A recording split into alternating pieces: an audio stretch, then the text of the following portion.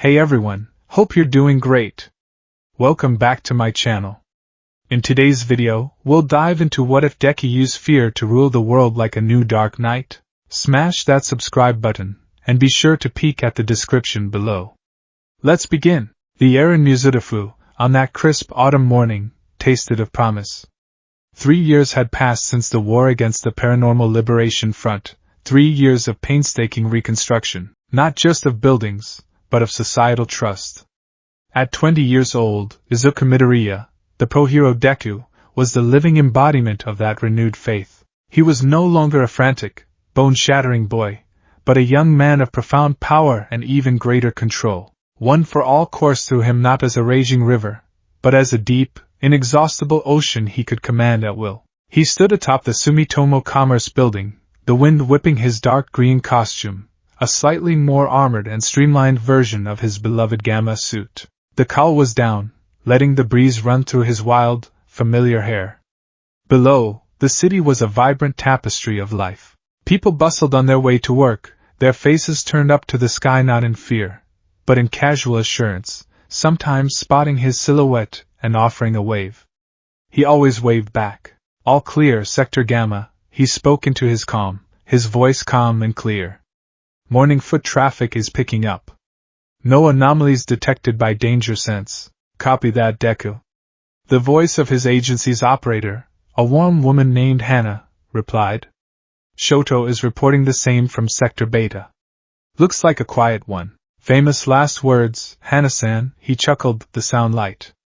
A genuine smile touched his lips, the kind that had once been a rare, tear-streaked thing, but was now the cornerstone of his public persona. He was the symbol of Hope's successor, and Hope smiled. He pushed off the rooftop, engaging float. He didn't soar like All Might. His movement was more controlled, a silent drift through the concrete canyons. He'd use a flick of air force for a burst of speed, then a tendril of black whip to pivot around a corner with silent, arachnid grace. It was a dance, and he had mastered every step. He was using a mere 15% of one for all stockpiled power for casual patrol, a testament to how much his body had adapted. The vestiges within him were a silent, supportive council, their quirks now as much a part of him as his own limbs. His danger sense, the quirk from the fourth user, Haiku Shinomori, was a low, constant hum at the base of his skull. It was his early warning system, a psychic tripwire that distinguished a falling flowerpot from a legitimate threat.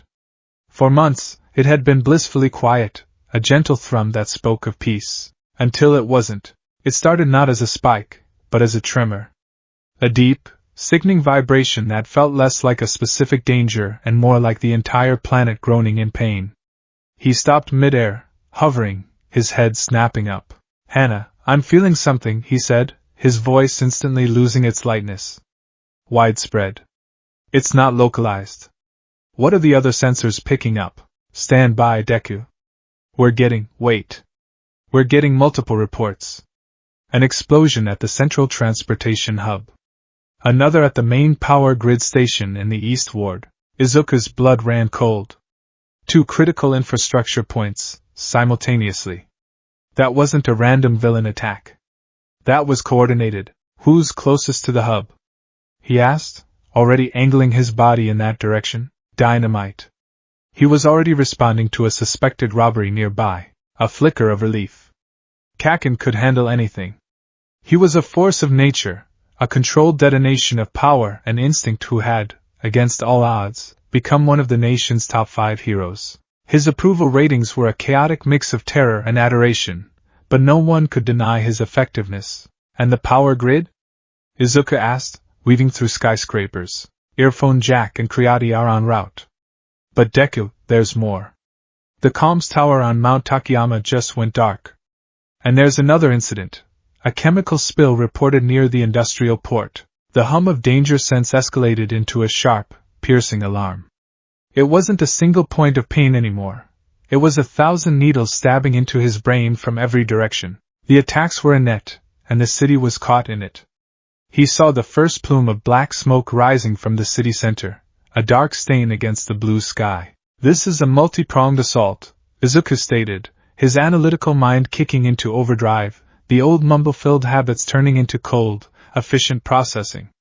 They're targeting infrastructure, comms, power, transport. They're trying to isolate the city. To cut us off and break us apart. The HPSC command is online. Hannah's voice was strained now, tight with stress. They're trying to establish a chain of command, but the comms blackout is making it difficult. Stand by for official directives. There's no time. Izuku growled, pushing his output to 30%. Green lightning now crackled visibly around him. Send all available heroes to civilian centers. Evacuate schools, shopping districts. This is a smokescreen for a larger attack. I can't, Deku, not without clearance. Protocol states. Protocol will get people killed. He roared, the sound echoing between the buildings. He could feel the vestiges stirring, a chorus of agreement in his soul. This was exactly the kind of bureaucratic paralysis that led to disaster. A massive explosion ripped through the central hub ahead of him, far larger than the first. The shockwave buffeted him in midair. He saw the glass on nearby skyscrapers shatter and rain down like deadly confetti. His calm crackled with a familiar, furious voice. Deku! Get your ass over here! They've got some kind of amplification quirk. Every minor villain is hitting like a goddamn bulldozer. They're targeting the support columns for the Skyrail overpass. It was Bakugo. He sounded strained, furious, but in his element. On my way, Kaken! What's the civilian situation? Bad. There's a school bus trapped on the upper deck of the overpass. The structure is failing. The rest of these small fry are just a distraction to keep heroes pinned down. Izuku's heart hammered against his ribs. A bus full of children. He pushed his power to 45%, a full-body St. Louis smash that propelled him forward like a cannonball. The world became a blur of color and wind. He could see the scene now. The sprawling transportation hub was a war zone. Fires raged. Villains, their quirks glowing with an unnatural, pulsating energy, were swarming the area, and in the center of it all was dynamite. Katsuki Bakugo was a whirlwind of violent grace. He wasn't just creating explosions, he was shaping them. A wide-angle AP shot to clear a path, a focused stun grenade to disorient a group, all while using smaller, precise blasts from his feet to stay mobile, to dodge and weave through the chaos. He was magnificent, but he was alone, a single, raging fire against a rising tide. Deku, the HPSC is ordering a containment strategy. A new, colder voice cut in over the comm that was an official from the Hero Public Safety Commission.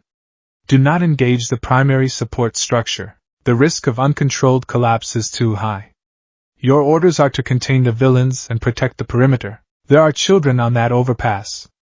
Izuku screamed into the wind, his voice raw with disbelief. A calculated risk, the voice replied, devoid of any emotion. A full collapse could take out 3 city blocks. The needs of the many. Izuku didn't hear the rest. He didn't care. He was close now, and he could see the horrifying truth of the situation. The overpass, a massive ribbon of concrete and steel, was groaning, thick cracks spreading across its surface. The school bus was perched precariously near a fault line in the structure, its yellow paint a stark beacon of vulnerability. And Bakugo was making a choice. He wasn't fighting the villains anymore. He had flown up, positioning himself directly beneath the most damaged section of the overpass, right under the bus. He planted his feet on the lower deck, his back to the villains, and raised his hands. Kaken, what are you doing? Izuku yelled, terror lancing through him. Buying time, you idiot! Bakugo's voice was a ragged shout, strained with monumental effort. This whole section is gonna go. I'm gonna soften the landing. Izuku watched in horror and awe. Bakugo wasn't just holding up his hands. He was unleashing a continuous, controlled explosion from his palms. It wasn't the violent, concussive force of his usual attacks. It was a sustained, roaring pillar of thrust, a jet engine of pure power designed to counteract the force of gravity on the tons of failing concrete above him. He was trying to act as a human support column. The heat must have been unimaginable. The strain on his body, colossal. His gauntlets, designed to manage his sweat and enhance his explosions, began to glow cherry red. The villains below saw their opening. This legendary hero was a stationary target. No! Izuku screamed, pouring out more power. He saw it happen in sickening slow motion. As Bakugo poured every ounce of his being upwards, a shadowy figure emerged from the rubble. This villain wasn't amplified. They were different. They moved with a chilling purpose. Their hands glowed with a sickly gray light. Danger sense didn't just scream. It detonated in Izuku's skull. It was a premonition of absolute finality. It's a trap, Kaken! Get out of there! But Bakugo couldn't. He was committed. The children in the bus were screaming, their faces pressed against the glass. He gritted his teeth, blood trickling from the corner of his mouth, his arms shaking violently. Shut up and get them, DKU! He roared, his voice cracking. The shadowy villains slapped their hands onto the support pillar just below Bakugo's feet. The gray energy spread like a disease, not exploding the concrete, but petrifying it, making it unnaturally brittle. Then, a second villain, a hulking brute, slammed into the now fragile pillar. It didn't crumble. It shattered like glass. The world seemed to fall apart. The section of the overpass Bakugo was holding gave way completely.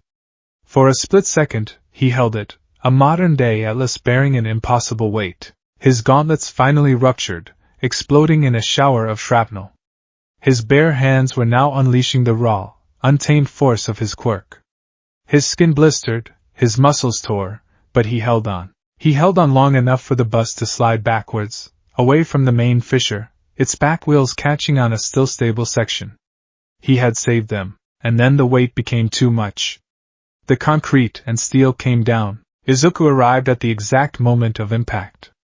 He moved faster than he ever had in his life, a streak of green lightning that defied physics. He wrapped a dozen black whip tendrils around the bus, yanking it to safety in a single, desperate pull.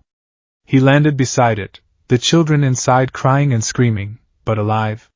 Safe. He turned, his eyes searching the mountain of rubble, the dust and smoke so thick it was like a physical wall. Kaken? He called out, his voice small. Silence. The sounds of the distant battle seemed to fade away. The world narrowed to that pile of debris. Kaken! He screamed, his voice breaking. He started tearing into the rubble, his bare hands throwing aside multi-ton slabs of concrete as if they were cardboard. He didn't care about his own safety, about the unstable wreckage around him. His mind was a roaring void filled with a single, desperate imperative. Find him. He found him under a massive girder, pinned and broken. Katsuki Bakugo was barely recognizable. His hero costume was shredded, his body contorted at an unnatural angle. One arm was clearly shattered, the other was worse. But he was alive. His chest was moving in shallow, ragged breaths. His crimson eyes, usually blazing with fury and pride, were dim, clouded with pain. Izuku fell to his knees, carefully using his strength to lift the girder just enough to pull his friend free. He cradled Bakugo's head in his lap, tears already streaming down his face, mixing with the dust and grime. Stay with me, Kaken, he whispered, his voice trembling. Help is coming. Just hold on. Bakugo coughed, a spray of blood dotting Izuku's chest. He tried to laugh, a horrible, wet, gurgling sound. Took you long enough, damn nerd, he rasped. Don't talk. Save your strength. No. Listen, Bakugo insisted, his gaze struggling to focus on Izuku's face.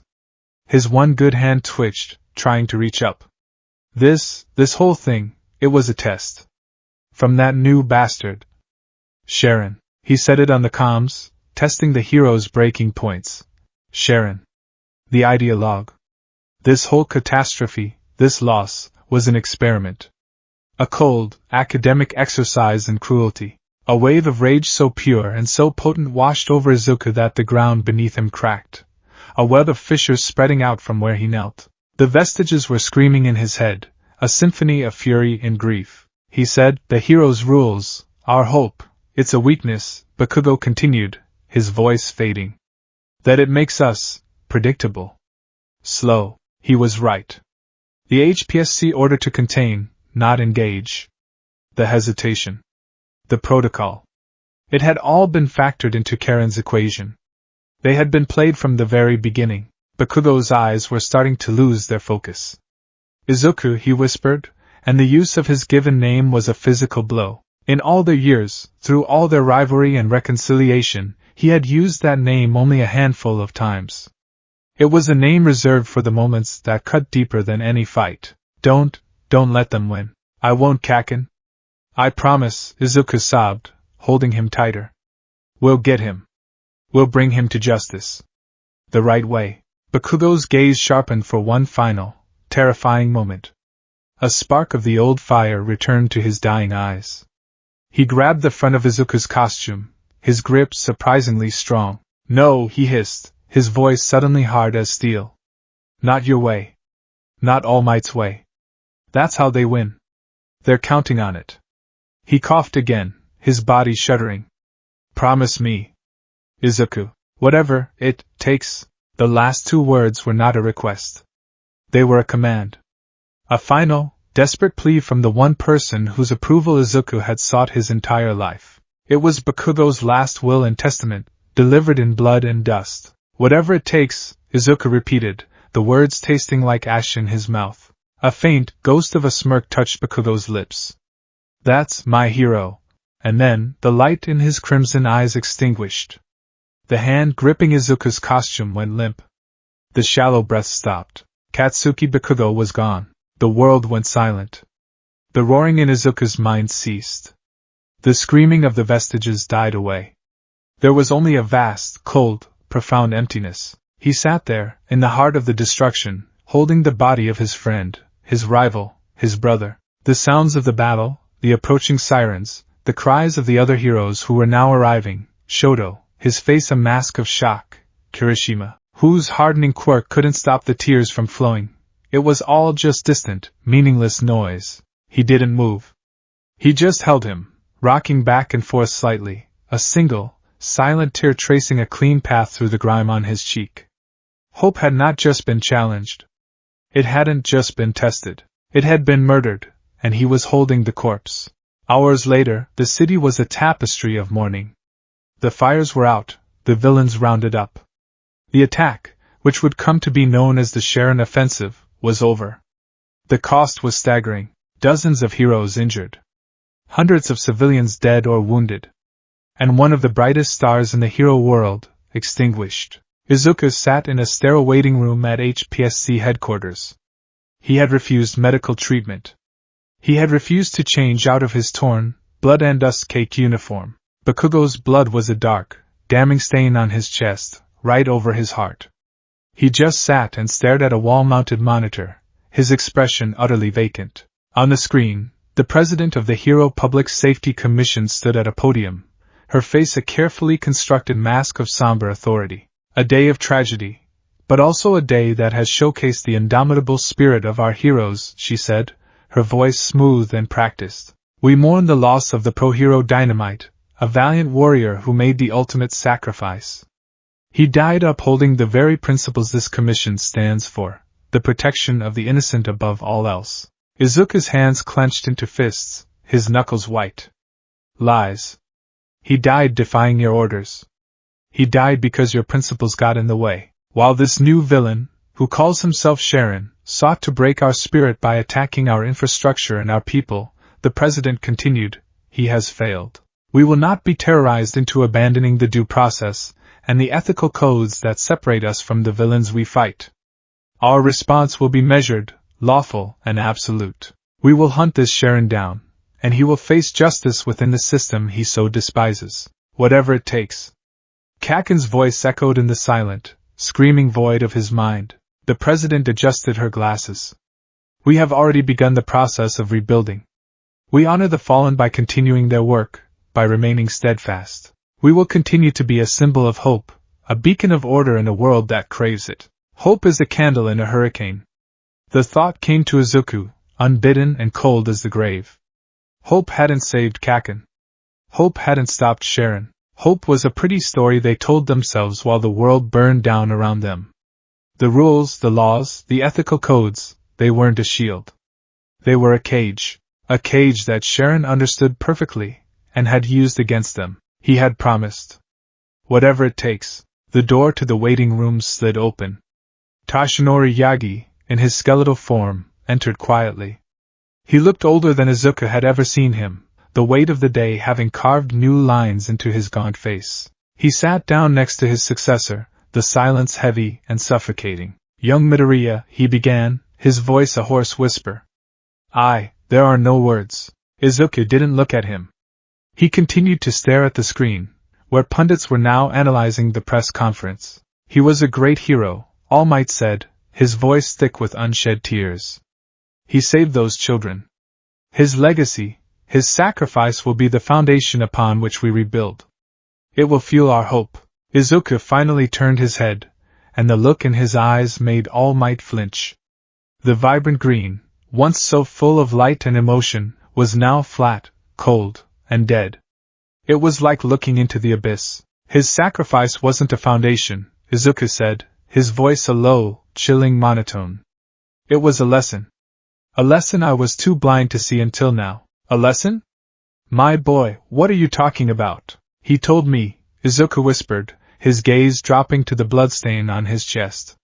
"He said your way, the way of smiling through the pain and hoping for the best, isn't enough." Tashinori recoiled as if struck. "Izuku, hope didn't stop that pillar from falling. Hope didn't stop a madman from using our city as a petri dish. Hope is a prayer whispered in a slaughterhouse. It's a lullaby for children who are about to be orphaned." He stood up, his movements stiff, robotic. "I made him a promise. We will all work to keep it," All Might said, rising with him, placing a hand on his shoulder. "We will find Sharon. We will get justice for young Bakugo." Izuku shrugged off the hand, a gesture so cold and final it shattered Tashinori's heart. He looked his mentor in the eye, and for the first time, Tashinori felt a flicker of fear. "Your way wasn't enough," Izuku repeated, his voice dropping to a near inaudible whisper that was louder than any shout. "Hope is a candle in a hurricane." He took a step back, reaching into a pouch on his belt. He pulled out his Pro Hero license. The laminated card showed a picture of a younger, smiling Izuku Midoriya. It felt like a relic from another lifetime. "I will become the storm," he declared. He placed the license on the small table in the center of the room. It was a renunciation. A declaration of war, not just on villains, but on the system itself. "My boy, no! Don't do this! Don't let your grief consume you!" All Might pleaded, reaching for him. "Don't throw away everything we built. Everything he died for." "He died for me to understand," Izuku said, his back now to his mentor. He walked towards the door, his steps heavy, final. "He died so I would finally see what needs to be done." He didn't look back. He didn't pause. He walked out of the room, out of the HPSC headquarters, and into the broken city. The green lightning of One for All, the symbol of hope he had so carefully cultivated, did not flicker around him. There was nothing. Just a young man in a ruined costume, walking into the twilight, a ghost already leaving his old life behind. All Might stood frozen, his horrified gaze fixed on the hero license left on the table. The smiling face of the boy he had chosen, the boy he loved like a son, seemed to mock him. He had lost one son to the failures of the world today. He realized, with a dawning, soul-crushing terror, that he had just lost another. The day hope died had claimed more than one victim. It had claimed the future itself. And in its place, a terrible, unknown shadow was beginning to fall. 2 years. In 2 years, a scar on the landscape can be covered by grass. A ruined building can be replaced by a gleaming tower. A grieving populace can learn to smile again. The world moves on, papers over the cracks, and calls it recovery. Kaito Tanaka, Oyabun of the Shai Hasaikai's remnants, now reformed and rebranded as the Kenjutsu Syndicate, believed in this principle. He had built an empire on the world's desire to forget. While the heroes were busy with grand gestures and public relations, he had been quietly, methodically weaving his web through the city's new digital arteries. Drugs and weapons were messy, archaic. Information was the new currency. Blackmail, corporate espionage, data brokerage, these were the tools of a modern king. He stood on the balcony of his penthouse, which occupied the entire top floor of the newly constructed Apex Tower.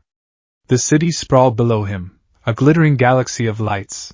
He swirled the amber liquid in his crystal glass, the 25-year-old Hibiki whiskey a familiar warmth in his throat. It was his city. The police commissioner owed him. 2 city council members were in his pocket. The heroes? They chased street-level thugs and posed for cameras, blissfully unaware of the true power structures operating in their shadow. His thoughts drifted to the whispers he'd been hearing from his underlings. Ghost stories, really? Tales of a new boogeyman haunting the underworld. They called him the Arbiter, a phantom who moved without a sound, who left hardened criminals curled in a fetal position, muttering about green light and suffocating smoke. Tanaka had dismissed it as hysteria. The criminal mind was prone to superstition. Probably some new vigilante with a flair for the dramatic. They always appeared, and they always ended up in a body bag or a prison cell. Their children playing dress-up, he murmured to the night air, taking a sip of his whiskey. This world belongs to men who understand how it truly works. His phone, a heavily encrypted satellite model that cost more than a luxury car, buzzed on the marble table beside him. The caller ID was O'Kane, his chief financial officer, a man who only called this late in an emergency. Tanaka felt a flicker of annoyance, not concern. He answered, his voice a low growl. This had better be important. The voice on the other end was not the calm, collected tone of his CFO. It was a high-pitched, panic squeal. Tanaka-sama! It's gone! It's all gone! Calm yourself, O'Kane. What is gone? The money! All of it. The offshore accounts, the shell corporations, the cryptocurrency wallets, they're empty. Wiped clean. There's not a single yen left. It's not that it's been transferred, it's just been erased. The ledgers are blank, the transaction histories are gone. It's like it never existed. Tanaka's grip tightened on his glass, the crystal groaning in protest. That was impossible. His financial network was a fortress, protected by the best black hat hackers money could buy, layered with quantum encryption. To erase it so completely wasn't hacking. It was digital sorcery. Trace it, he commanded, his voice deadly cold. We can't. There is no trace. It's a ghost in the machine. All that's left is a single file in the root directory of every server. It's just a letter. The letter A. Before Tanaka could process the chilling implication, his other line beeped. It was Councilman Hideo, his highest-placed political asset. He switched over, a knot of ice forming in his stomach. Hideo. Talk to me? Don't you talk to me, you bastard! Hideo's voice was a terrified whisper. It's over. I just received an anonymous email. It had everything. The recordings of our calls, scans of the documents I leaked to you, bank statements detailing every bribe. It said if I don't hold a press conference at dawn and confess everything, it all goes to every major news network in the world. Who is this? How could they know? Tanaka hung up without responding. The foundation of his empire, money and influence, had just been vaporized in the span of 2 minutes. His heart was hammering against his ribs now. This wasn't a vigilante. This was something else entirely. His head of security, a mountain of a man named Ishida, burst onto the balcony, his face pale. Oyabun. We have a problem. The East Side enforcers, and the West Dock crew, we just found them. Found them? What happened? Was it a rival gang? The heroes? Ishida swallowed hard, his usual intimidating presence completely gone. No, sir. They were in their own safe houses. All of them. There were no signs of a fight. No forced entry. They were just there. Tied up. Tied up? What are you talking about? The bindings, sir, they're not rope. It's some kind of black, energy-like substance. It's clinging to them, but it's semi-solid. They're all alive, but... He hesitated, his eyes wide with a fear Tanaka had never seen in him. They're broken. They won't speak. They just stare at the walls and whisper. Some of them cry. They talk about a silent green phantom, a room filling with smoke, and a face with glowing eyes. They said he didn't hit them. He just appeared, a silent green phantom. The ghost stories were real. As if on cue, the massive television in his living room, which he had left on a 24-hour news channel, blared to life with a breaking news banner. The face of a reporter he recognized appeared, standing in front of one of his most secret assets, a nondescript warehouse in the industrial district that served as his primary weapons cache. "We're coming to you live from the Kodo ward, where an anonymous tip has led police and pro-heroes to what appears to be the largest illegal arms depot discovered in the last decade. Authorities are saying the sheer volume of military-grade weaponry found here is staggering. The tip, sources say, was incredibly detailed, including blueprints of the facility and security codes."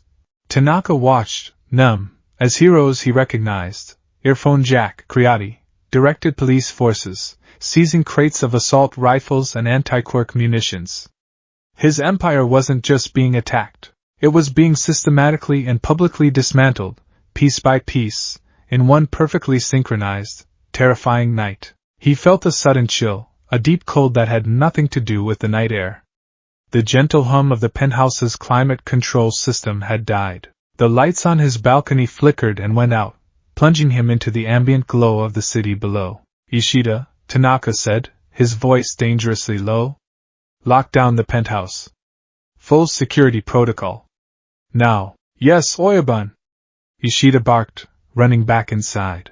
Tanaka heard the satisfying thud of magnetic locks engaging and the whir of reinforced steel shutters descending over the panoramic windows.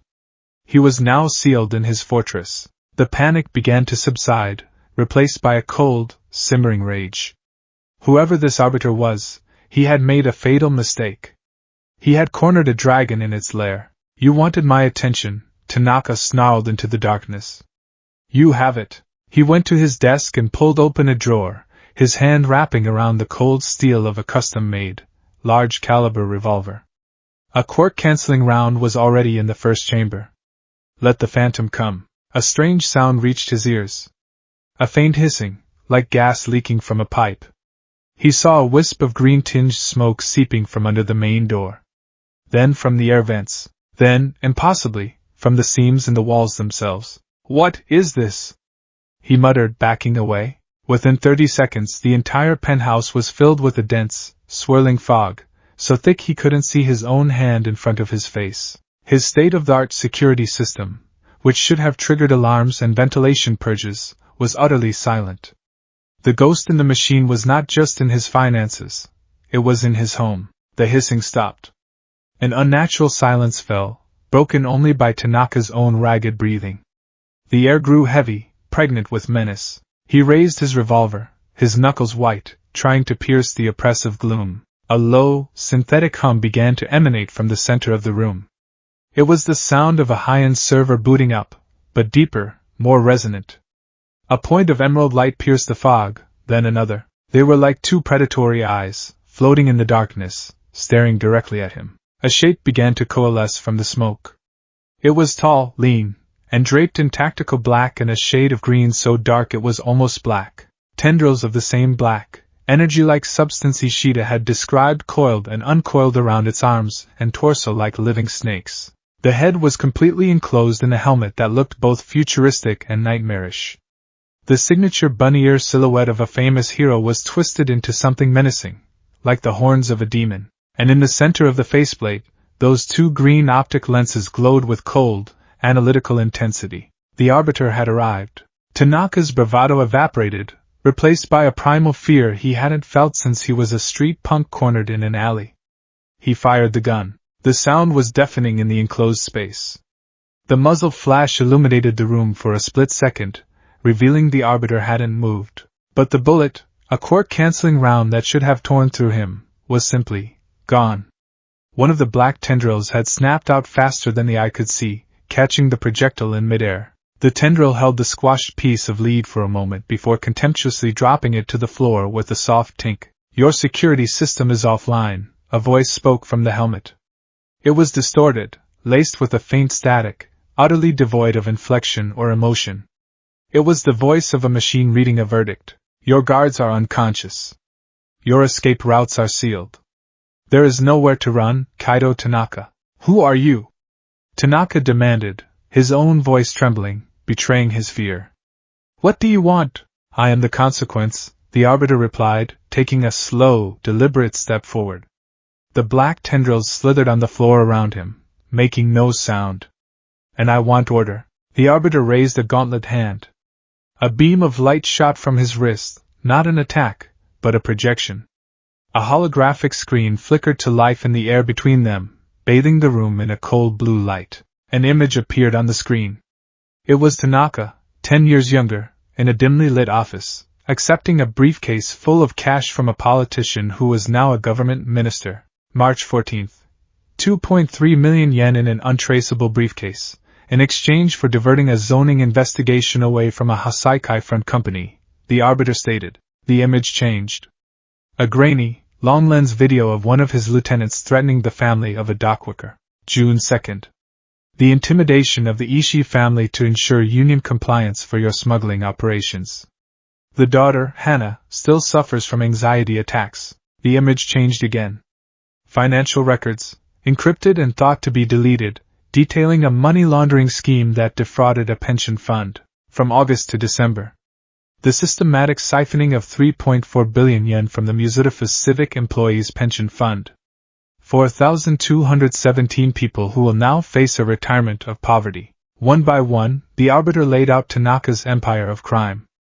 Not in broad strokes, but in excruciating, undeniable detail. He showed video evidence, played audio recordings, displayed documents Tanaka himself had believed were burned and buried. He narrated it all in that same flat, robotic monotone, like an accountant reading a ledger of sin. Tanaka stumbled backward, his back hitting his desk. He stared at the floating screens, at the specter of his entire life's work laid bare. This wasn't an attack. It was an audit. A final judgment. How? Tanaka gasped. How could you know all this? Your world is built on secrets, the arbiter said, taking another step closer. The green optics seemed to bore into Tanaka's soul. You believe your whispers are safe, your digital fortresses are impregnable. You are wrong. I am in the wires. I am in the shadows. I hear every whisper. I see every secret. To me, your entire world is a machine, and I am the ghost that lives within it. The holographic screens vanished, plunging the room back into near darkness, leaving only the two glowing green eyes. Tanaka, his mind reeling, his bravado shattered, scrambled for his last resort. You can't do this! He screamed, his voice cracking. I have heroes on my payroll. The HPSC themselves have arrangements. If you take me down, you disrupt the balance. The city will be worse off. It's a necessary evil, he was bargaining. Pleading. It was pathetic, and he knew it. The arbiter was now standing directly in front of him. Tanaka could feel a palpable cold radiating from the armored figure. He didn't throw a single punch. He didn't need to. The psychological assault was absolute. You are confusing balance with rot, the arbiter's synthesized voice replied. You are not a necessary evil. You are a cancer. And you are being excised. The figure leaned in close, the helmet's faceplate inches from Tanaka's face. The static in the voice seemed to intensify, carrying a whisper of something ancient and powerful. Your money is gone. Your influence is a memory. Your allies are scrambling to save themselves by betraying you. Your enforcers are broken shells who will testify against you. Your empire is dust. Your life is over. The arbiter straightened up, a judge who had passed his sentence. The only thing you have left, the voice concluded, each word a spike of ice in Tanaka's soul, is fear. The figure turned, and with a silent swirl of black and green, seemed to dissolve back into the smoke. The thick fog began to recede as quickly as it had appeared, drawn back into the vents, leaving the air tasting of ozone and cold dread. The steel shutters on the windows retracted with a loud clang. The lights flickered back on. Tanaka was alone again in his penthouse fortress, but it was no longer a castle. It was a tomb. He sank to his knees, the useless revolver falling from his limp hand and clattering on the marble floor. He looked at his hands, the hands of a king just moments ago, now the empty hands of a broken man. He began to shake, then sob, the raw, ugly sounds of a man who had not just lost everything, but had been forced to watch its meticulous annihilation. The sirens wailed in the distance, growing closer. Pro-hero Shoto, his bicolored hair a familiar sight, stepped out of the armored vehicle, his breath misting in the early morning chill. The apex tower loomed over them, a monument to the very corruption they were supposedly fighting. He was flanked by Ingenium, whose polished silver armor gleamed under the streetlights. Reports say the target is on the top floor, secured, Ingenium, Tenya Ida stated, his voice crisp and professional. His arm gestures were as precise as ever, even after years in the field. The building's internal security has been completely disabled, but the penthouse itself is locked down. Tanaka is a high-level target. We should expect heavy resistance. I don't think we will, Shoto said quietly, his eyes scanning the building. There was a stillness to the scene that felt wrong. No gunfire, no explosions. Just a profound, unsettling silence. They bypassed the elevators, which were frozen, and took the emergency stairs. Ida, with his engines, could have been up in seconds, but procedure dictated they clear the building floor by floor. The stairwell, however, was empty. The security guards they found on various floors were, as the reports had said, unconscious. Not injured, just sleeping. A medical team was already checking on them. When they reached the penthouse, they found the reinforced door ajar. Ida took point, his armor poised for a fight. Shoto followed, his left side ready to erupt in flame, his right side frosting the air around his hand. They entered not a battlefield, but a scene of quiet devastation. Kaido Tanaka was kneeling in the center of the room, his expensive suit disheveled, his face streaked with tears and snot. He was muttering to himself, his eyes vacant. The room was pristine, save for the single, useless revolver on the floor and a small, crushed piece of lead nearby. No signs of a struggle, Shoto observed, his gaze sweeping the room. His right eye, the one that saw the world through a lens of ice, noticed it first. A faint black, carbon-like residue on the floor near the door, and on Tanaka's clothes. He crouched down, careful not to touch it. It looked almost like soot, but it felt different. It had a strange energy signature, like a quark's afterimage. Ida was doing a tactical analysis. Shoto, look at this. The security logs for the entire building have been wiped.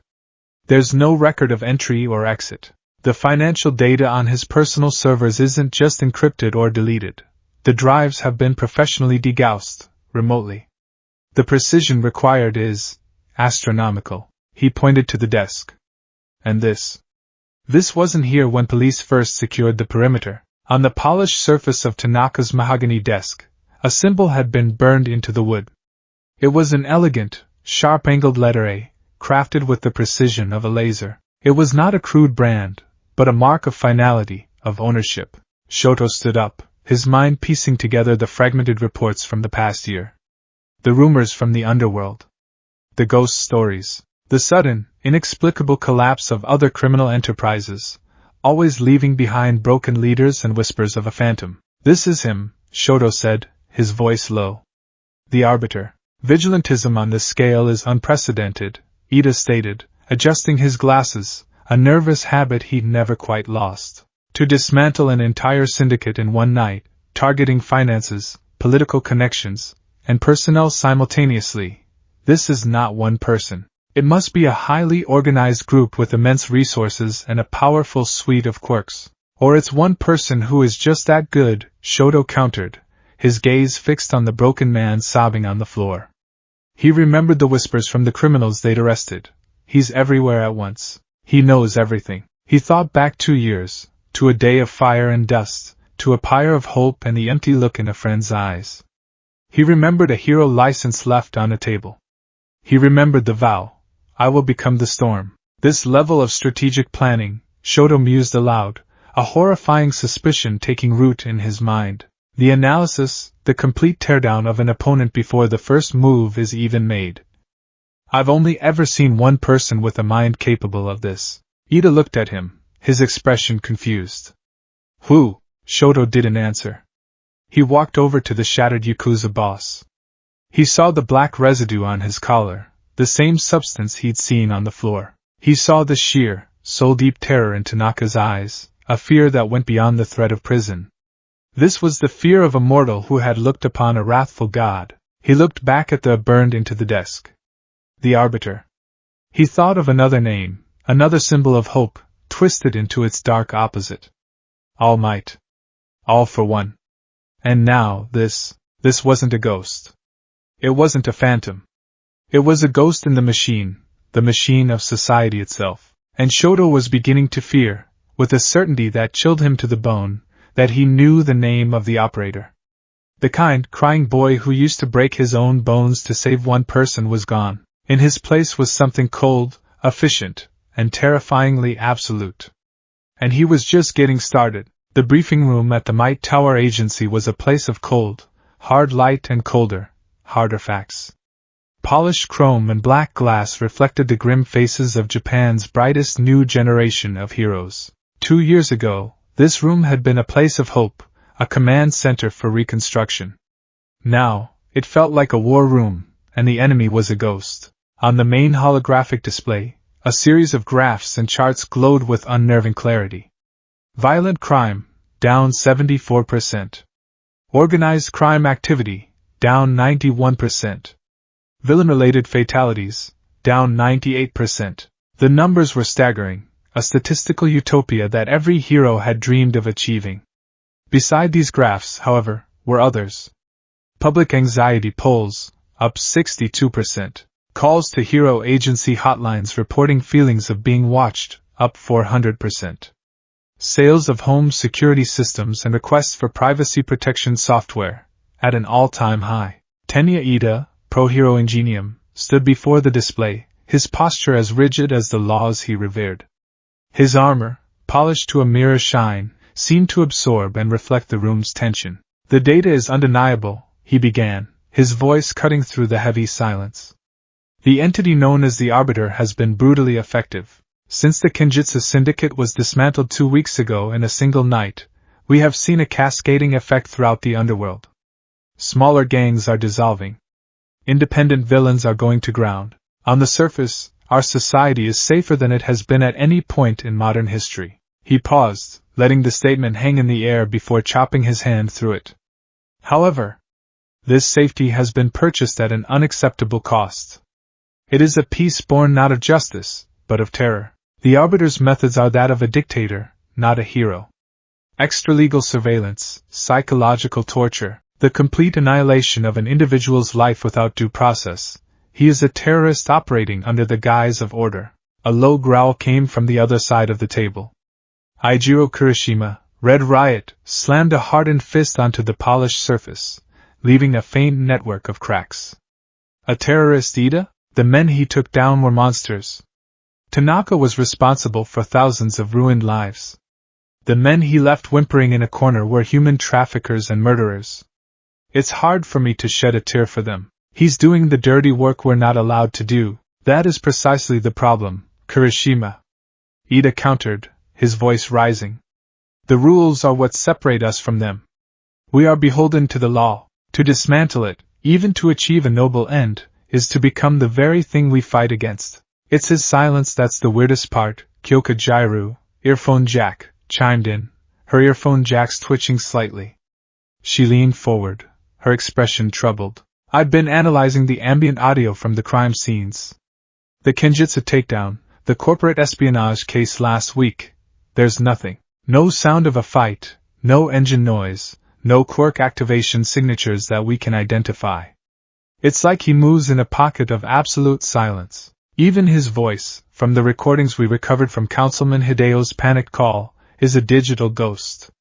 A perfect synth, no discernible patterns or inflections. It's designed to be untraceable. Shoto Todoroki had remained silent, his mismatched eyes fixed on the holographica that had been burned into Tanaka's desk. He finally spoke, his voice a low murmur that immediately commanded the room's attention. You're all focused on what he does, he said, looking up to meet their gazes. You need to focus on how he thinks. He stood and walked toward the display, his presence radiating a familiar, cold authority. This wasn't a brute force attack. Look at the timeline of the Tanaka takedown. The financial network was erased at 22:03. The political blackmail was delivered at 22:05. The arms depot tip was sent to police at 22:08. His enforcers were neutralized across 3 different districts, all reportedly between 2200 hours and 2210. This is not a group action. A group would have communication lags, variables. This is the work of a single, central mind executing a flawless, synchronized plan. He gestured to the image of the terrified Yakuza boss. He didn't just defeat Tanaka. He dismantled his entire identity. He took his money, his power, his reputation, and his pride. He left him with nothing but fear. It's a complete psychological deconstruction. Shoto paused, his expression hardening. I have fought alongside only one person in my life with that level of analytical and strategic brilliance. Someone who would spend hours, days, scribbling in notebooks, analyzing heroes and villains not just for their power, but for their psychological weaknesses. Someone who believed the greatest victory was won before the fight even began. A deep, chilling silence fell over the room as the implication of his words began to sink in. Eyes widened. Jaws tightened. Kirishima's hardened skin seemed to pale. They were all thinking it, the same impossible, horrifying name. But no one dared to speak it aloud. Across the room, Achiko Uraraka, Pro-Hero Uravity, felt a wave of nausea. She had been quiet throughout the meeting, her hands clenched in her lap. The others saw a tactical problem, a philosophical debate. She felt a deep, personal wrongness, a disturbance in the very fabric of what it meant to be a hero. The idea that heroism could be a source of terror, that it could wear a mask of fear instead of a smile, was a violation of everything she believed in, everything he had taught her to believe in. But why? She whispered, her voice barely audible but cutting through the tension. Even if it were him, why would he do this? He wanted to save everyone. He wanted to be the greatest hero, the one who made everyone feel safe. Her question, filled with a desperate, pleading confusion, hung in the air. The image of the bright, crying boy who had promised to become her hero warred with the specter of the cold, calculating phantom they were describing. The door to the briefing room hissed open. A stern-faced official from the Hero Public Safety Commission entered, his gaze sweeping over them. The commission has made a decision, he announced, his voice clipped and final. The arbiter's actions, while effective, constitute a Class S threat to national security and the integrity of the hero system. He is to be considered a villain. A dedicated task force is being formed for his immediate capture and containment. Ingenium, you will provide tactical command and oversight. Shoto, Uravity, you will be the lead field operatives. A murmur went through the room. It was a logical choice. Shoto's power and Uraraka's close-quarters quirk made them a formidable duo. But everyone knew the real reason. If anyone could anticipate the movements of the boy they once knew, it was his greatest rival and his closest friend. Achiko felt her heart plummet. It wasn't an assignment. It felt like a sentence. The salt-laced air of the Yokohama port was thick and heavy, carrying the distant groan of container ships and the cry of gulls. Night had fallen, and the dockyards were a labyrinth of steel canyons, cast in the sickly orange glow of sodium lamps. Shadows stretched long and deep, perfect for hiding secrets. Status, Ingenium? Uraraka spoke into her comm, her voice a low murmur. She was perched atop a crane, her Uravity suits pink and black blending into the industrial twilight. Her helmet's visor was down, feeding her a constant stream of thermal imaging and motion sensor data. All quiet, Uravity? Ida's voice crackled back, professional and steady from the mobile command center parked 2 miles away. The smuggler's communications went silent 10 minutes ago, right after a panicked message about green smoke. It fits the arbiter's pattern. He's here. Shoto, what's your position? Approaching from the west, Shoto replied, his voice calm as ever. He was moving on the ground, a silent figure gliding on a thin, self-generated slick of ice, weaving between stacks of shipping containers. I'm not detecting any significant temperature fluctuations. If he's here, he's masking his presence well. The trap, if one could call it that, was set. They had intercepted chatter about a major quirk-enhancing drug shipment, a prime target for someone looking to enforce their own brand of order. This time, they wouldn't be 2 steps behind. This time, they would be waiting. Achiko's stomach was a knot of anxiety. She scanned the rows of containers below, her eyes searching for any sign of movement. She kept thinking about Shoto's words in the briefing room. The methodical takedown, the psychological warfare. It sounded so much like the dark, brilliant side of Deku's mind she had sometimes glimpsed in his mutter-filled analyses. She pushed the thought away. It couldn't be. She wouldn't let it be. Motion detected. Ida's voice sharpened. Sector 4 Delta. Multiple hostiles armed. They appear to be cornered. Shoto and Achiko converged on the location. They found the smugglers, a dozen rough-looking men, huddled together in a dead-end alley formed by containers. They weren't fighting. They were terrified, firing their weapons blindly into the shadows, screaming at an enemy they couldn't see. "Show yourself, you damn demon!" one of them shrieked. As if in answer, a thick, rolling fog, tinged with a sickly emerald green, began to pour from the alley's entrance, silent and suffocating. It was smokescreen, but used on a scale and with a control she had never seen before. "He's here!" Shoto yelled, creating a wall of ice to block the smugglers' panicked retreat, boxing them in. Uravity, from above! Achiko leaped from the crane, activating her quirk on herself. She floated down silently, intending to get the drop on him from within the smoke. It was a mistake.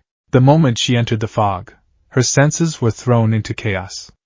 The smoke wasn't just visual cover, it was cold, disorienting, and it muffled sound. Her visor's thermal imaging went haywire, showing indistinct, shifting cold spots. It was like diving into a frozen, dark ocean. Then his danger sense, gave him away.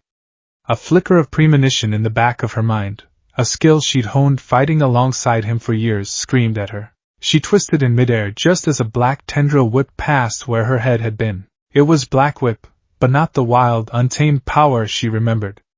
This was a surgeon's scalpel, silent, precise, and lethally fast. Shoto unleashed a torrent of fire into the smoke, trying to burn it away.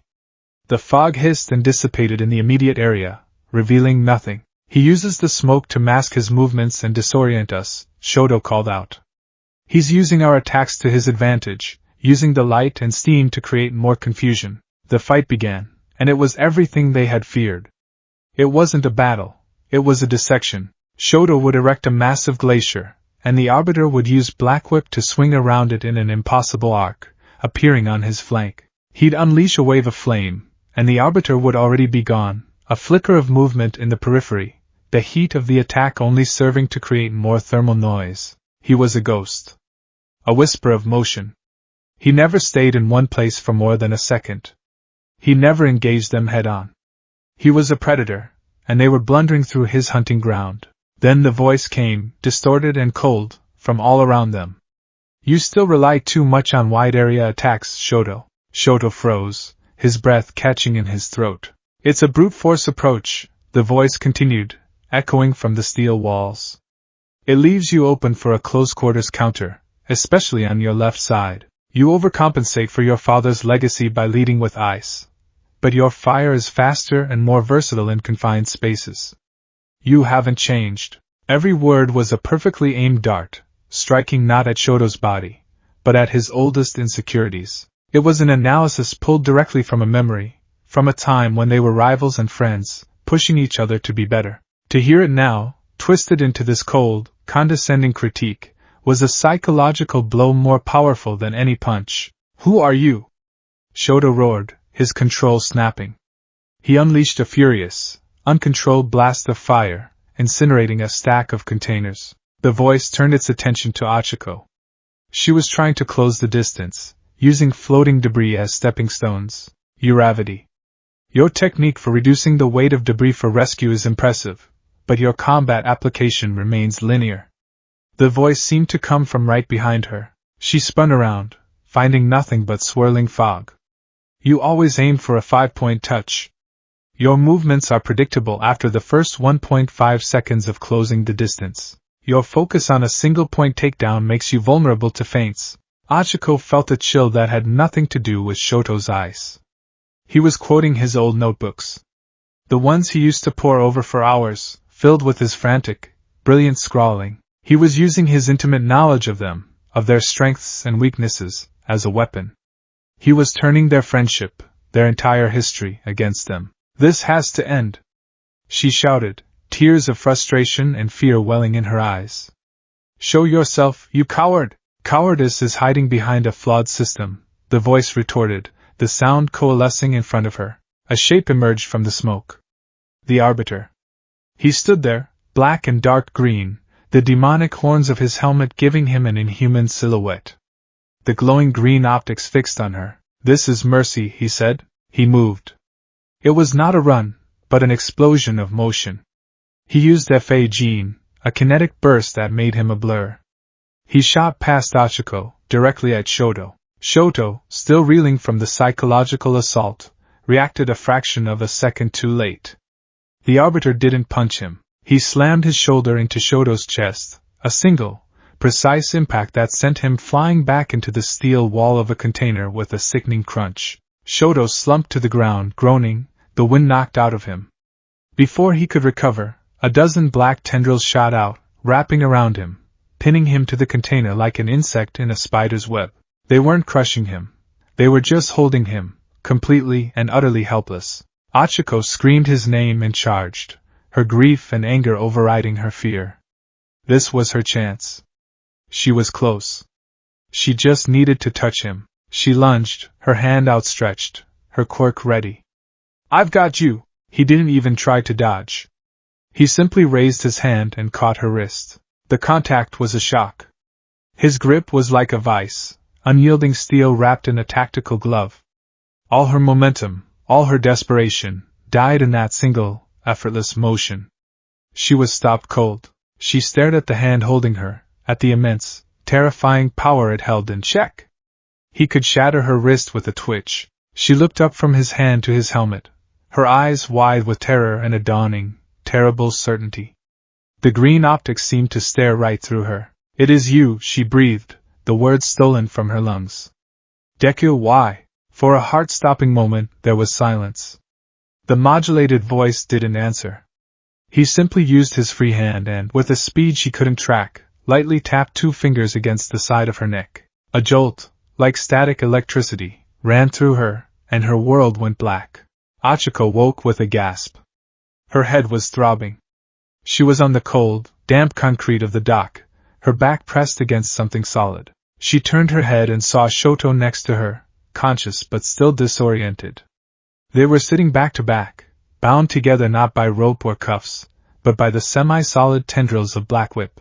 It held them firmly but not painfully. They were incapacitated, not injured.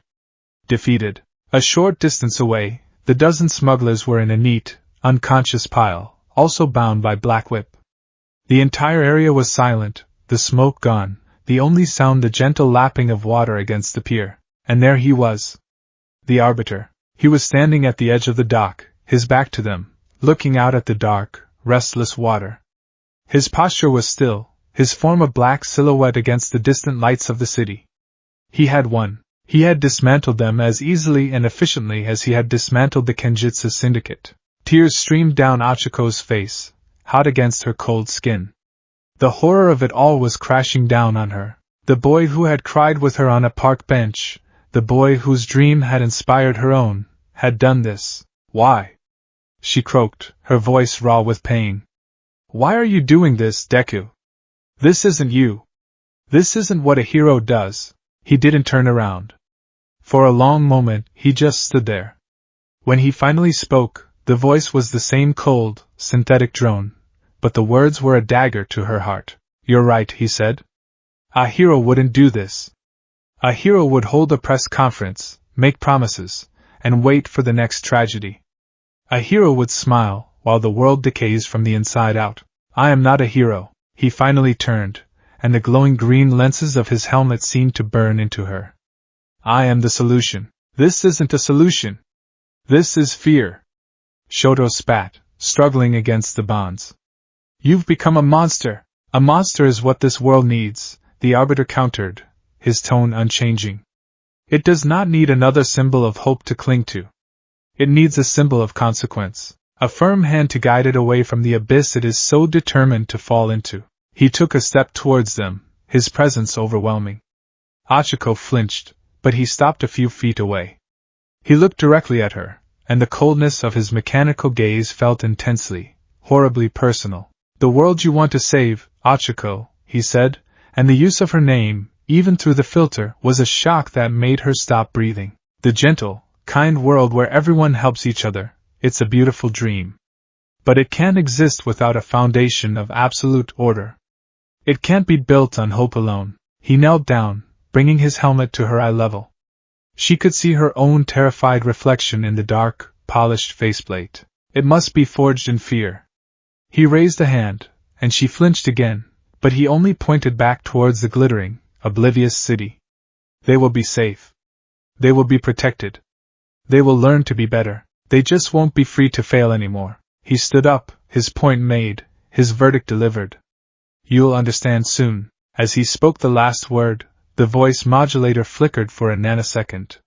For just a fraction of a moment, the synthetic drone faltered, and underneath it, she heard it. A whisper of a familiar voice, tired and sad, but unmistakably his. Soon. It was a deliberate act. A final, cruel twist of the knife, confirming her deepest fear beyond any doubt. He wanted her to know. He turned his back on them one last time. A thick cloud of smokescreen erupted from his feet, not the creeping fog from before, but an instantaneous, ink-black sphere of total darkness. The heroes and villains alike were plunged into absolute black. Uravity. Shoto. What is your status? We lost visual. Ida's frantic voice shouted in their ears. When the smoke cleared a few seconds later, he was gone. The black whip bonds dissolved into nothingness. The smugglers remained unconscious. Shoto and Achiko were left alone in the sudden, deafening silence, kneeling on the cold ground. Shoto slammed his fist on the concrete, a raw cry of fury and frustration tearing from his throat. Achiko didn't move. She just stared at the empty space where he had stood. The world had tilted on its axis. The clear, bright line between hero and villain had been erased.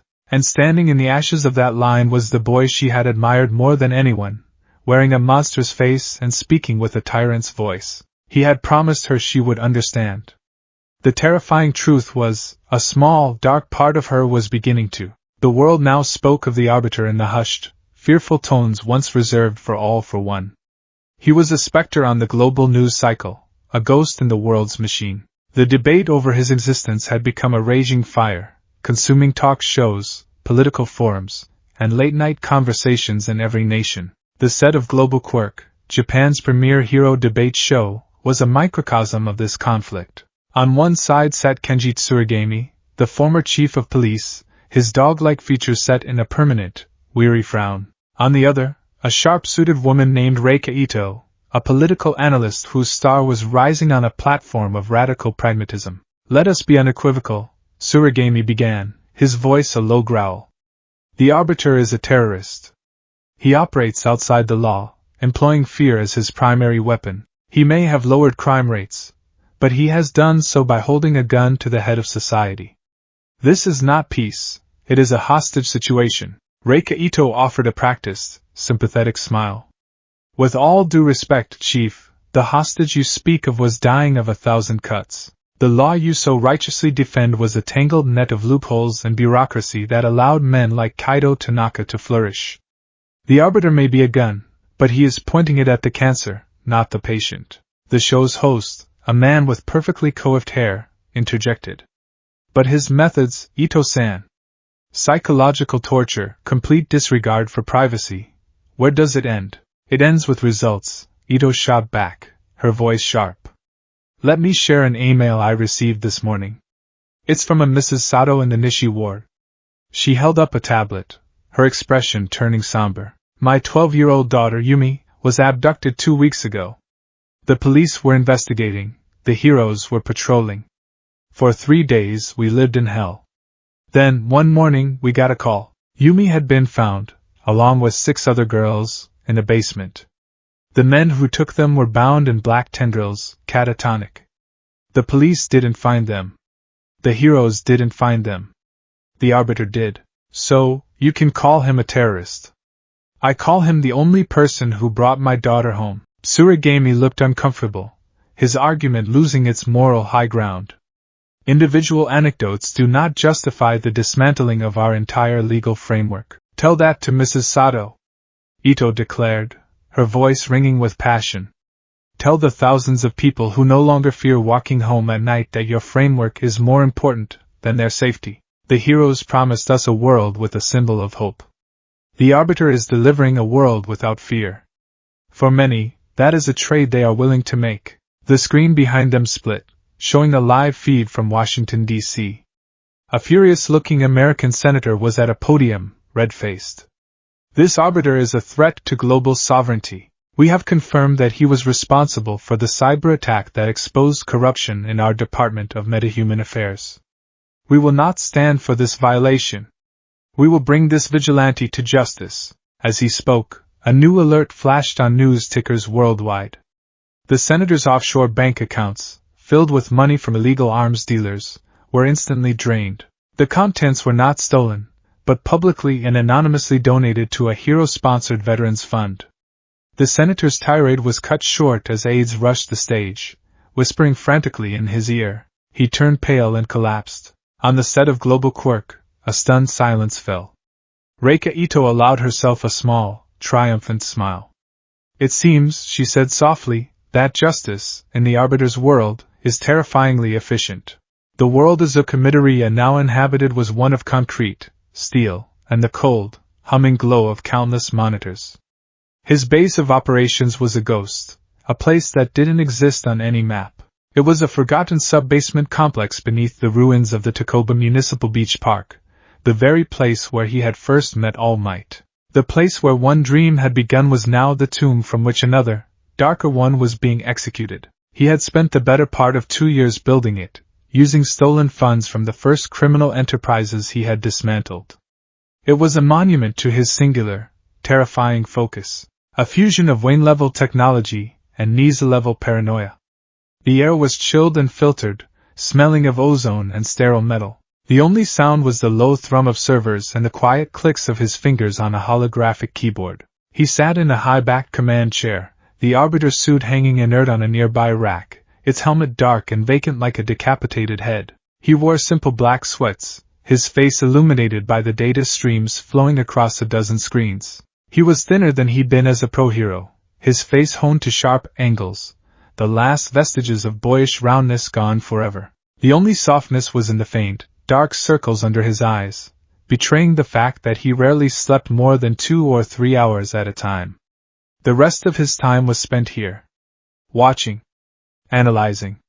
Acting. One for all was a constant, low-level thrum within him. He had integrated it into his new life. He would use Fa Jin's kinetic energy to power the base's core for short bursts, leaving no thermal or energy signature for satellites to detect. Black Whip's tendrils, now capable of being spun into threads thinner than a hair, snaked through the city's fiber-optic cables, physical taps that were undetectable by digital means. Smokescreen was filtered and stored in compressed canisters, ready to be deployed through ventilation systems. Danger Sense was his ultimate firewall, a psychic alarm that warned him of digital intrusions or physical approaches long before they happened. The vestiges were silent. In the beginning, after Bakugo's death, they had raged. Nana Shimura had pleaded with him, her voice a torrent of grief and disappointment. Yoichi I had tried to reason with him, to appeal to the core of heroism that was his very reason for being. But Izuku had walled them off. He had learned to treat their consciousness not as a council of mentors, but as a database. He could access their combat experience, their knowledge of past eras, but he shut out their emotions, their hope. He had built a fortress around his heart, and the ghosts of his predecessors were locked outside its walls. His mind was now a kingdom of one. A series of flashbacks, sharp and painful as glass shards, broke through his concentration. The first month. Hiding in a cheap, grimy apartment, living off convenience store meals. Poring over every scrap of information on the Sharon offensive. He wasn't mourning, he was dissecting. He learned that Sharon was not a person, but an organization, a cabal of disillusioned intellectuals and rogue quirk researchers. Their goal was to prove, through controlled chaos, that humanity's systems were fundamentally broken and that a new, authoritarian hand was needed. In a sick, twisted way, they were trying to create a demand for a ruler like the one Izuku was becoming. He saw their logic, even as he loathed their methods. He would beat them at their own game. He would become the new hand, but on his own terms. The 6th month. The first test. Not a Yakuza boss, but a small-time slumlord who was using a weak emission quirk villain to intimidate tenants out of their rent-controlled apartments. Izuku didn't confront him. He spent a week gathering data. He hacked the man's finances, found his hidden assets. He planted micro-recorders in his office. Then, one night, he visited the low-level villain. He didn't fight him. He filled the room with smokescreen, used Black Whip to disarm him, and then, standing in the darkness, simply played back the recordings of the slumlord mocking the villain's weakness and planning to dispose of him once his usefulness was over. He left the terrified villain and the evidence for the police. The next day, the villain confessed everything. The slumlord was ruined. It was precise, clean, and terrifyingly effective. It was the birth of his methodology. The first year, he was a ghost, a rumor. He dismantled a dozen small criminal operations.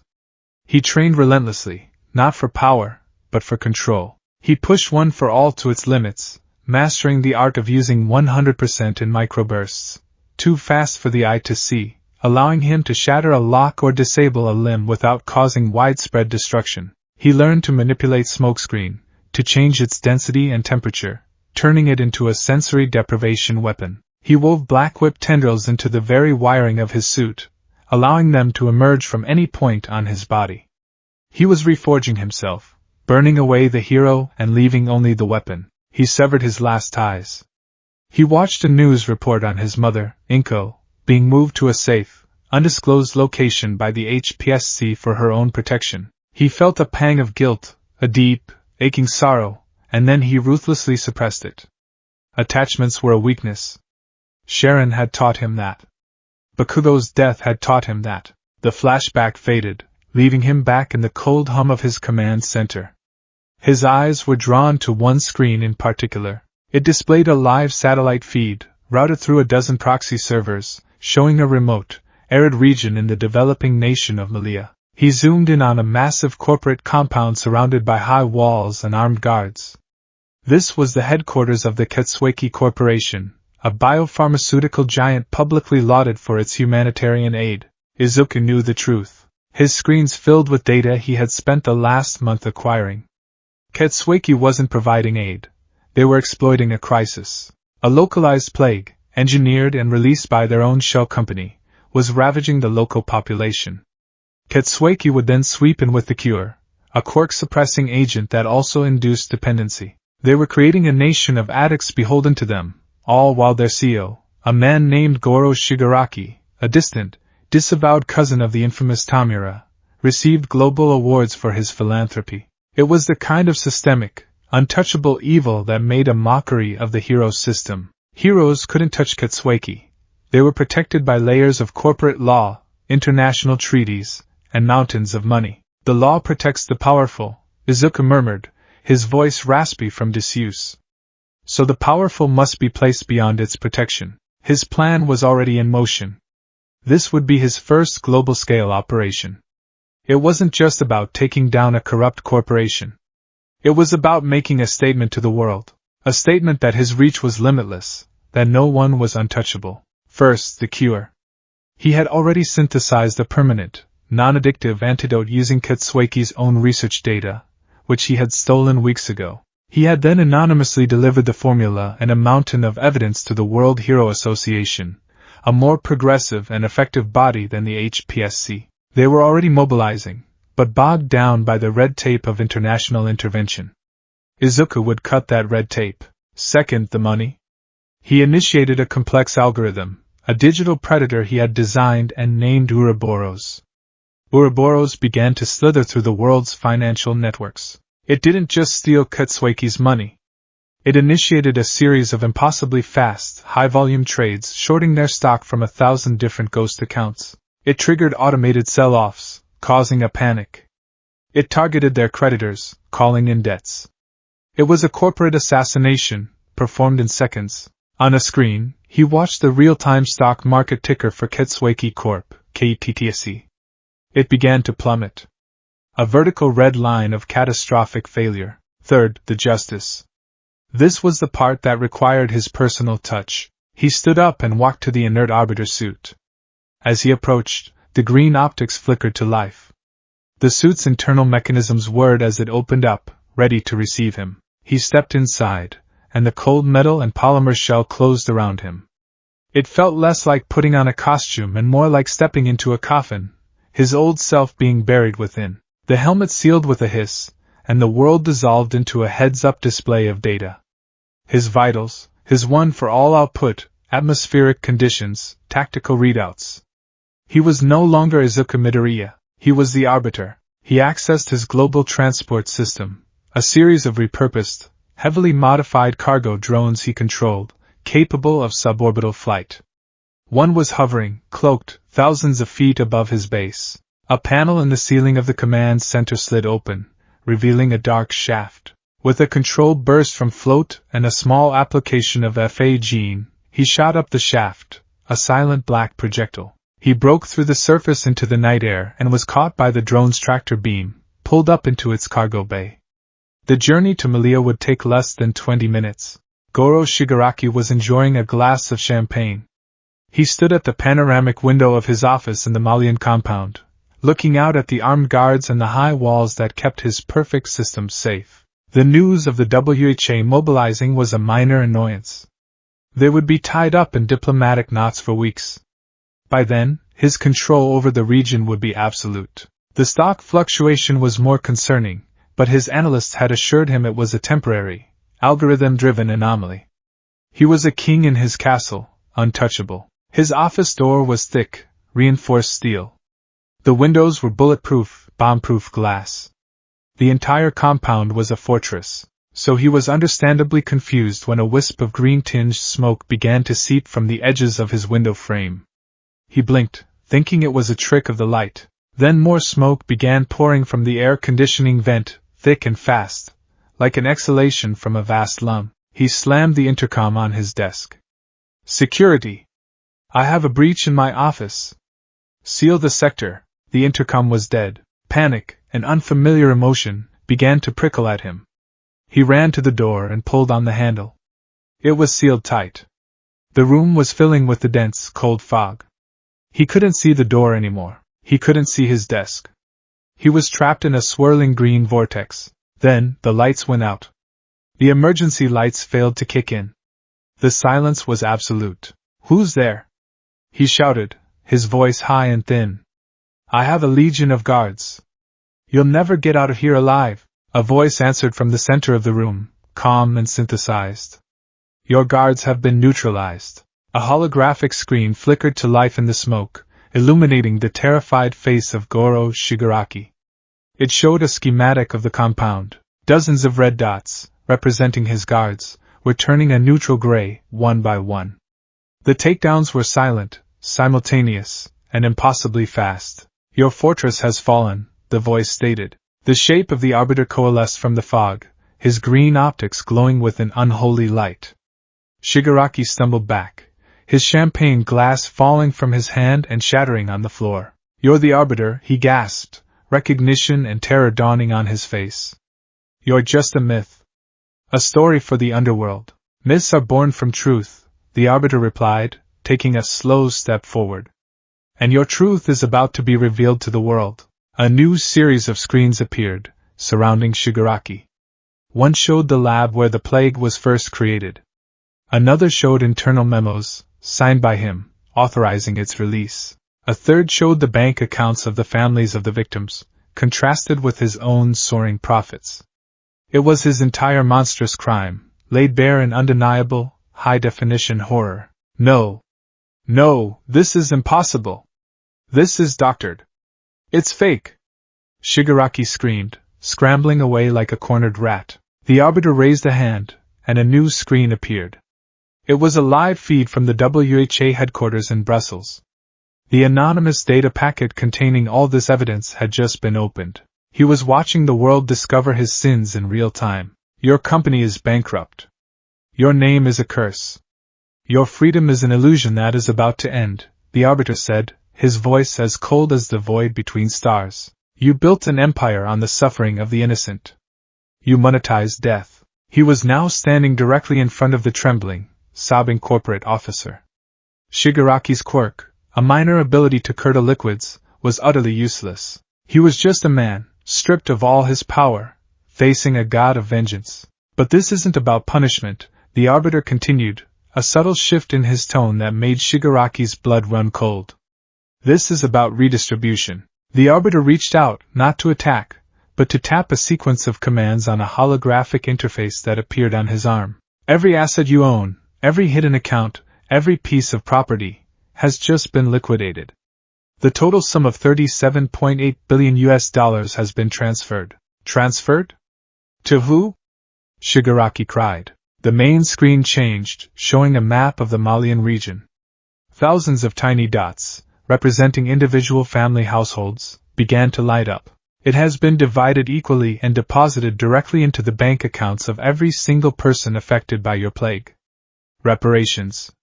Effective immediately. Shigaraki stared, his mind unable to comprehend the scale of what was happening.